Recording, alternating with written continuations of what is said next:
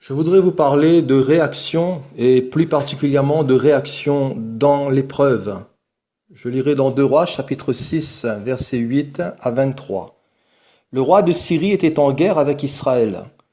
Et dans un conseil qu'il tint avec ses serviteurs, il dit: Mon camp sera dans un tel lieu. Mais l'homme de Dieu fit dire au roi d'Israël: Garde-toi de passer dans ce lieu, car les Syriens y descendent. Et le roi d'Israël envoya des gens pour s'y tenir en observation vers le lieu que lui avait mentionné et signaler l'homme de Dieu. Cela arriva non pas une fois ni 2 fois. Le roi de Syrie en eut le cœur agité. Il appela ses serviteurs et leur dit: Ne voulez-vous pas me déclarer lequel de nous est pour le roi d'Israël? Et l'un de ses serviteurs répondit: Personne au roi mon seigneur. Mais Élisée le prophète qui est en Israël rapporte au roi d'Israël les paroles que tu prononces dans ta chambre à coucher. Et le roi dit: Allez et voyez où il est, et je le ferai prendre. On vint lui dire: Voici, il est à Dothan. Il envoya des chevaux, des chars et une forte troupe qui arrivèrent de nuit et qui enveloppèrent la ville. Le serviteur de l'homme de Dieu se leva de bon matin et sortit, et voici une troupe entourait la ville avec des chevaux et des chars. Et le serviteur dit à l'homme de Dieu: Ah, mon Seigneur, mais comment ferons-nous?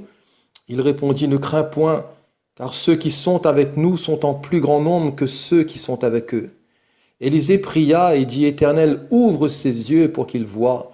Et l'Éternel ouvrit les yeux du serviteur qui vit la montagne pleine de chevaux et de chars de feu autour d'Élisée. Les Syriens descendirent vers Élisée. Il adressa alors cette prière à l'Éternel: Daigne frapper d'aveuglement cette nation. Et l'Éternel les frappa d'aveuglement selon la parole d'Élisée. Élisée leur dit: Ce n'est pas ici le chemin et ce n'est pas ici la ville. Suivez-moi, et je vous conduirai vers l'homme que vous cherchez. Et les conduisit à Samarie. Lorsqu'ils furent entrés dans Samarie, Élisée dit: Éternel, ouvre les yeux de ces gens pour qu'ils voient. Et l'Éternel ouvrit les yeux de ces gens, et ils virent qu'ils étaient au milieu de Samarie. Le roi d'Israël, en les voyant, dit à Élisée: Frapperai-je, mon père? Tu ne les frapperas point, répondit Élisée. Est-ce que tu frappes ceux que tu fais prisonniers avec ton épée et avec ton arc? Donne-leur du pain et de l'eau afin qu'ils mangent et boivent, et qu'ils s'en aillent ensuite vers leur maître. Le roi d'Israël leur fit servir un grand repas, et ils mangèrent et burent, puis il les renvoya, et ils s'en allèrent vers leur maître. Et les troupes des Syriens ne revinrent plus sur le territoire d'Israël. Dans ce récit ici, nous sommes face à une situation difficile, puisque le roi de Syrie ici est en guerre avec le roi d'Israël. Et ici, c'est tout simplement une situation de conflit, une situation de guerre et une situation de combat. La Bible nous parle d'un autre type de combat qui est celui de la foi. Et Jésus dira que vous aurez des tribulations dans le monde. L'apôtre Pierre nous parle, lui, de la fournaise qui sévit parmi nous pour nous éprouver. La foi, c'est un combat qui est difficile. Pourquoi? Parce que les ennemis sont légion. Les ennemis sont nombreux et les ennemis sont virulents. Les ennemis de la foi. Nous retrouvons le monde avec toute son influence, avec tous ses attraits, avec toutes ses propositions. Nous retrouvons aussi le malin avec le diable et tous ses démons. Nous retrouvons aussi le péché et la chair, des forces qui sont opposées et qui sont hostiles à la foi du croyant. Dans Éphésiens 6, l'apôtre Paul nous présente des armes afin de résister dans la foi. Et il dira: Revêtez-vous de toutes les armes de Dieu afin de pouvoir résister dans le mauvais jour, pour pouvoir aussi éteindre tous les traits enflammés du malin. Et il dira: Prenez le bouclier de la foi, l'épée de l'esprit, le casque du salut, le zèle que donne l'Évangile, la cuirasse de la justice et de la vérité. Ici, dans le 2e livre des Rois, dans notre lecture, face à cette situation difficile, le serviteur d'Élisée ici dira à Élisée: Mais ah, mon Seigneur, comment ferons-nous? Comment ferons-nous face à cette situation, puisque nous sommes enveloppés, nous sommes environnés de l'ennemi avec des chars et des chevaux? Et la question ici est celle-ci: comment réagir dans l'épreuve? Comment devons-nous réagir face à nos difficultés, face à nos ennemis, face aux ennemis de la foi en tant que croyants? Premièrement, ici dans l'épreuve et dans ce texte, il y a l'omniscience de Dieu, de ce Dieu qui connaît les choses que nous ne connaissons pas. Ici, le roi des Syries, dans un conseil qu'il tint avec ses serviteurs, dira, mon camp sera dans tel lieu. Mais Élisée, le prophète, fera dire au roi d'Israël, garde-toi de passer dans ce lieu, car les Syriens y descendent. Et la Bible nous dit, cela arriva non pas une fois ni deux. Le roi de Syrie en eut le cœur agité. Et il pensait, voyez-vous, ici à une trahison, à une conspiration d'un de ses serviteurs. Lequel de vous, dira-t-il, est pour le roi d'Israël?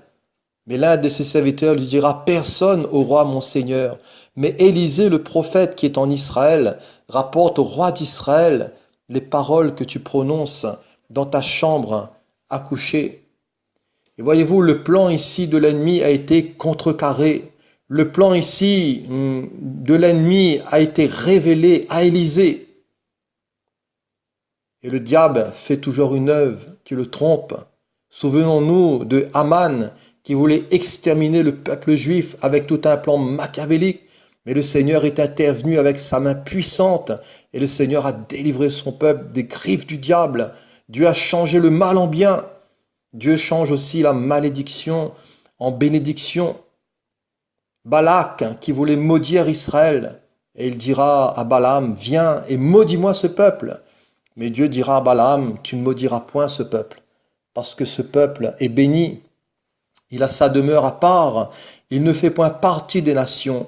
L'Éternel, son Dieu, est avec lui, il est son roi, il est aussi l'objet de son allégresse, l'omniscience de Dieu. Dieu a vu ici le plan de ce roi de Syrie et Dieu allait le révéler à son prophète pour que son prophète puisse le révéler au roi d'Israël. Dieu sonde les cœurs, Dieu sonde les reins, Dieu pénètre les pensées et les voies des hommes. Il contrôle les temps et Dieu contrôle aussi les circonstances. Notre Dieu a toujours une longueur d'avance. Comment réagir dans l'épreuve? Dans l'épreuve, il y a aussi deux façons de voir. Élisée ici et son serviteur n'ont pas du tout la même vision. Le prophète ici a une vision spirituelle et son serviteur a une vision naturelle. Un voyait dans l'invisible et l'autre ne voyait pas dans l'invisible. Élisée avait vu les montagnes pleines de chevaux et pleines de chars de feu. Mais lui, le serviteur, il n'avait pas vu cela. Pourtant, ici, Israël est encerclé. Ici, Israël et la ville est enveloppée d'ennemis. Et nos ennemis aussi sont bien réels. La Bible nous dit que le péché nous enveloppe si facilement. La maladie, le chômage, les problèmes dans la famille, le problème dans le travail, les difficultés de santé. Les difficultés de joindre les deux bouts à la fin du mois, tout cela est une réalité. Les disciples dans la tempête allaient aussi périr, c'était une réalité. 5 pains pour nourrir 5000 hommes, c'était aussi une réalité. Mais Jésus est la réalité de Dieu. La Bible nous dit qu'il va se lever, il va menacer les vents et la mer, et il va y avoir un grand calme. En prenant les 5 pains et les 2 poissons, la Bible nous dit que tous mangèrent et furent rassasiés. Il en resta 12 paniers pleins. C'était là le regaton. Dans les mains de Jésus, il y a le miracle, il y a la multiplication, il y a des provisions en abondance. Remets ta vie dans les mains de Jésus. Même si tu passes par un mauvais quart d'heure, même si tu passes par des temps de souffrance, même si tu passes par des temps de rejet, même si, comme Israël ici est encerclé et que la ville est enveloppée par les ennemis d'Israël, peut-être que ta vie aussi est enveloppée, elle est encerclée par toutes sortes de difficultés, de problèmes. Mais recommande-toi au Seigneur, place ta confiance en lui, mets ta vie dans les mains de Jésus et le Seigneur agira aussi en ta faveur. Comment réagir dans l'épreuve? Dans l'épreuve aussi, il faut faire confiance à Dieu. Le roi de Syrie envoya faire prendre Élisée. Et au verset 13, il est dit, allez et voyez où il est. On va lui dire, il est à Dothan. De bon matin, le serviteur d'Élisée se leva et il sortit. Et voici une troupe entourait la ville avec des chevaux et des chars. Il dira à Élisée, ah mon Seigneur, mais comment ferons-nous? Élisée lui dira, mais ne crains point, car ceux qui sont avec nous sont en plus grand nombre que ceux qui sont avec eux. Si tu m'entends, ne crains point. Ne crains point, car celui qui est avec toi, il est plus grand que celui qui est dans le monde. C'est ce que l'apôtre Jean dira, que celui qui est en nous, il est plus grand que celui qui est dans le monde. Ne crains point. C'est ce que Moïse a dit à Israël face à la mer Rouge, Alors que Pharaon approchait, Moïse leur dira, mais ne craignez point, restez en place et regardez la délivrance que l'Éternel va vous accorder. La délivrance et le miracle que votre Dieu va opérer. Et l'Éternel refoula la mer et les eaux forma comme une muraille. La Bible nous dit qu'Israël marcha à sec et les Égyptiens poursuivirent Israël. Mais Moïse étendit sa main et la mer reprit son impétuosité. Les Égyptiens dirent, mais fuyons parce que l'Éternel combat pour son peuple. Fuyons parce que la main de Dieu est là et l'Éternel combat pour Israël. La Bible nous dit que l'Éternel précipita dans la mer le cheval et son cavalier. Il n'en échappa un seul. Ne crains point, ne crains point. Dans le psaume 27, David dira, si une armée se campait contre moi, mon cœur n'aurait aucune crainte. Si une guerre s'élevait contre moi, je serais malgré cela plein de confiance. À Jaïrus, le Seigneur lui dira, ne crains point, mais crois seulement, alors que sa petite fille de 12 ans était à l'extrémité et elle allait mourir. Le Seigneur est venu chez cet homme. Le Seigneur a pris cette petite fille par la main et lui a dit, Talita Kumi, ce qui signifie jeune fille, lève-toi, je te le dis. Et la Bible nous dit que le Seigneur a fait un puissant miracle dans cette famille. Le Seigneur a relevé cette petite fille de la mort. Comment réagir dans l'épreuve? Dans l'épreuve, il faut aussi prier. Il est dit au verset 6, Élisée pria. Élisée ici va prier pour son serviteur. Éternel, ouvre ses yeux pour qu'il voie. Et l'Éternel ouvrit les yeux du serviteur. Le plus fort ici qui prie pour le plus faible. Cherchons aussi l'édification de nos bien-aimés. Cherchons aussi l'édification de nos frères et de nos sœurs. Concernant les chrétiens d'Éphèse, Paul dira, je ne cesse de rendre grâce pour vous, faisant mention de vous dans mes prières, afin que le Dieu de notre Seigneur Jésus, le Père de gloire, vous donne un esprit de sagesse et de révélation dans sa connaissance, et qu'il illumine les yeux de votre cœur, pour que vous sachiez quelle est l'espérance qui s'attache à son appel. Si les yeux du serviteur d'Élisée s'ouvrent, ceux des Syriens ici vont se fermer.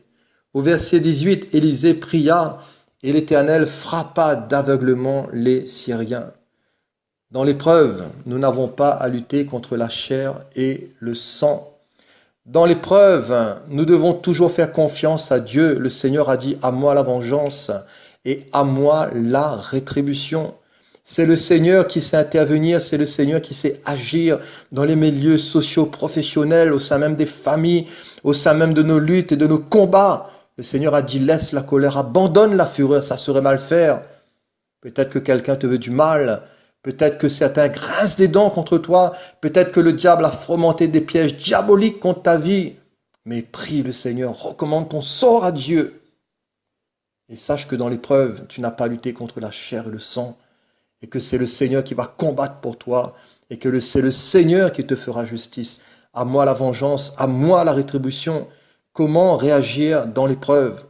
Dans l'épreuve, bénissez et ne maudissez pas.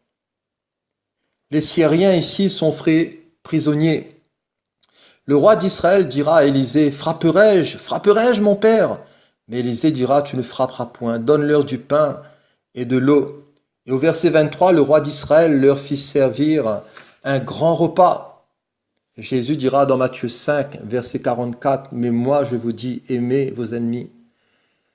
Bénissez ceux qui vous maudissent, faites du bien à ceux qui vous haïssent. Priez pour ceux qui vous persécutent, afin que vous soyez fils de votre Père qui est dans les cieux. » Les Syriens ici, au lieu d'être massacrés, ils sont invités. La miséricorde triomphe toujours du jugement. Et Élisée ici, c'est une image de Christ et de tout ce que Christ aussi a fait pour nous. La Bible nous dit dans Romains 12, ne te laisse pas vaincre par le mal, mais surmonte le mal par le bien. Pour terminer, dans l'épreuve, il y a aussi la victoire. L'apôtre Paul dira, mais grâce soit rendue à Dieu qui nous donne la victoire par notre Seigneur Jésus. Et notre Dieu est un Dieu de victoire. Notre Dieu est un Dieu qui connaît nos épreuves. Notre Dieu est un Dieu qui connaît les ennemis qui nous enveloppent, qui nous entourent, tous ceux qui s'opposent à notre foi. Le Seigneur le sait, il connaît, il sonde toutes choses. À toi de lui faire confiance, à toi de prier, à toi de l'invoquer, à toi de garder ton cœur pur, loin de toute rancune, de toute colère, de toute animosité, de faire confiance à ton Seigneur, parce que ton Seigneur est un Dieu de victoire. L'apôtre Jean dira, parce que tout ce qui est né de Dieu triomphe du monde. Et la victoire qui triomphe du monde, c'est notre foi.